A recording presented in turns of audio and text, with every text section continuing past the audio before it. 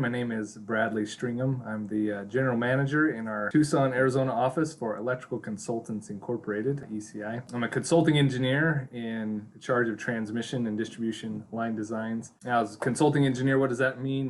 We work on projects either directly with local utilities such as Tucson Electric Power, Arizona Public Service, or smaller cooperatives like Trico Electric. And then we also do large-scale projects for developers such as wind and solar developers. We work all over the country for these various utilities and developers. We do some large-scale solar projects. So, for example, if you're driving from Tucson to Los Angeles area, you'll notice a lot of those big solar farms along the route. We design the power systems for those solar facilities, as well as you keep going maybe on the freeway further toward Los Angeles, you'll notice those large wind turbines will generate the power distribution for those large-scale projects as well. I had no idea that this industry even existed when I was going to school. So I mentioned, terms of distribution, transmission, substations, what does all that mean? Essentially distribution lines, I thought they just designed themselves, but there are engineering components that go into that. Distribution lines are more smaller voltage level lines that feed homes and businesses. Transmission lines are the larger scale lattice and steel poles that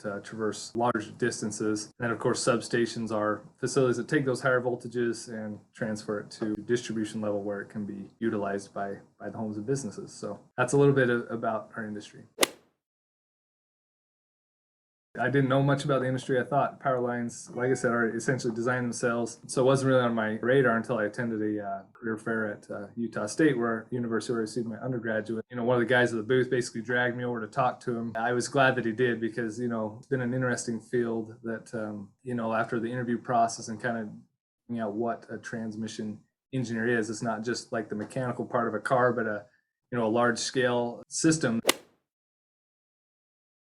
In school, I enjoyed the thought of doing structure design. So in our industry, we design the loading components for steel poles and lattice structures, wood poles, concrete poles. We also utilize knowledge gained from our geotechnical or soils foundation classes to design reinforced concrete piers for various structures. So my knowledge base was improved upon by attending, once again, Utah State, but then my master's at the University of Arizona and taking those classes. I took a broad spectrum of classes at U of A as well. I took open channel as well as foundation structures, as well as structural rehabilitation and some other concrete classes. And that helped me to be able to apply those principles, and in some cases relearn those principles that I had in my undergrad that helped me not only in my career, but also one of the things we emphasize as civil engineers and in this industry in particular is becoming a professionally licensed engineer. And so those classes helped me to be able to relearn and study for that professional engineer's exam. It's an 8-hour exam you have to take after a fundamentals of engineering exam, which is 8 hours as well, to become a professional engineer. So, all those classes that I was involved with honestly helped me to be able to pass that exam and become a professional engineer.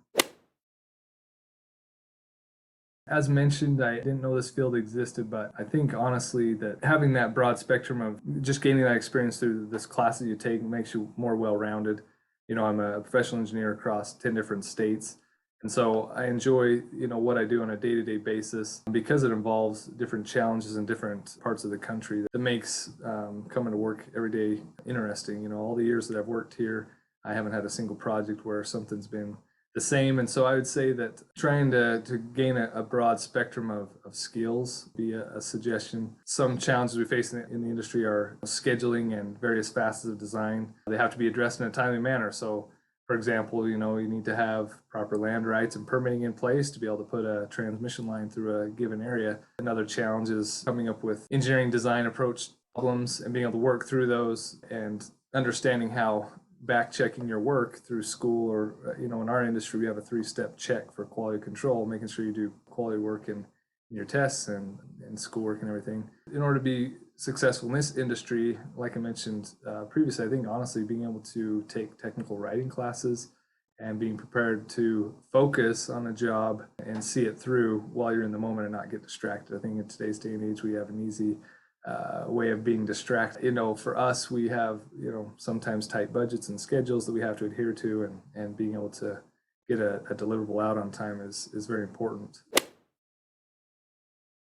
Primarily, we like to look for people that have some sort of experience in engineering. Those that have relevant experience in doing internships for a local engineering firm, I'd say would be top on the list, of course. And that's for any engineering field, really, because we understand that our engineering is kind of a niche market where they're not like traffic or building structures. We encourage those that have at least some experience in engineering. Can't get into an internship, I'd say at least get involved with the ASCE bridge and canoe competitions. We look at that next, and then of course from there, at least having experience and showing that you're a hard worker and have a job, say through college or at least through summer, that shows you're able to work for what you want to accomplish. University of Arizona does a good job, particularly with the engineering specific career fairs, and it's been great to be able to network with the administration there at the University of Arizona to find quality candidates. I'll reach out to them. We'll set up sometimes evening presentations with pizza and things to explain our company and find interested candidates there. And once again, the career fairs there have been really good, and just staying in touch with the people down there has proven fruitful. We've hired 1 to 2 engineers per year in the last 10 years from U of A, and we continually are growing. And yeah, I'd say it's been very beneficial.